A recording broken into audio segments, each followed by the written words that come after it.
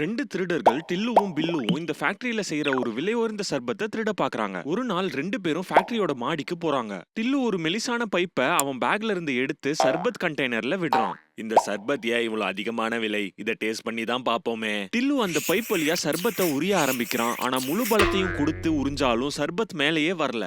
முட்டாள், இவ்வளவு ஹைட்ல இருந்து சர்பத்தை குடிக்கிறதுக்கு உன் வாயில அவ்வளவு ஸ்ட்ரென்த் எல்லாம் இருக்காது. பாரு, அதுக்கு தான் நான் வேக்கம் பம்ப் கொண்டு வந்திருக்கேன். இது பைப்ல இருக்க எல்லா ஏரையும் உறிஞ்சிரும். அப்புறம் சர்பத்து தானா மேல வந்துரும். என்ன இது, பம்ப்னால கூட சர்பத்தை மேல இழுக்க முடியலையே. இது ரொம்ப காஸ்ட்லியான வேக்கம் பம்ப் ஆச்சு. இதுல கூட சர்பத் ஏன் மேல வர மாட்டேங்குது? நீங்க பிசிக்ஸ் படிச்சிருந்தீங்கன்னா இவ்வளவு வேலை செஞ்சிருக்க வேண்டியது இல்ல. நீங்க பைப்ல இருக்கிற ஏரை உரியும் போது அதுக்குள்ள லோ பிரஷரை உருவாக்குறீங்க. வெளியே ஃப்ளூயிடுக்கு மேல அட்மாஸ்பியர் ஒரு தனி பிரஷரை கொடுக்குது. இந்த 2 பிரஷருக்கும் இடையில இருக்கிற டிஃபரன்ஸ்னால ஃப்ளூயிட் ஹை பிரஷர்ல இருந்து லோ பிரஷருக்கு நகர ஆரம்பிக்குது. இது அந்த பாயிண்ட்ல இருக்க பிரஷர், அதாவது ஏரோட பிரஷர் பிளஸ் ஃப்ளூயிட் வெயிட்ல இருந்து வர பிரஷர் வெளியே இருக்க அட்மாஸ்பியர் பிரஷருக்கு ஈக்குவல் ஆகுற வரைக்கும் உயர்ந்துட்டே இருக்கும்.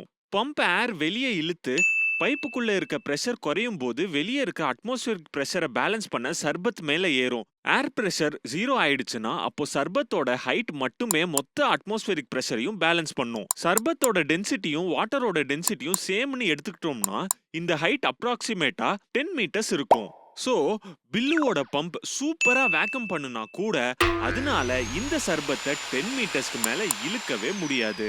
அப்போ அதுதான் காரணமா? அப்புறம் தண்ணி எப்படி இந்த டேங்க் மேல ஏறுது? இப்போ நீங்க இதுக்கான ஆன்சரை கமெண்ட்ல சொல்லுங்க.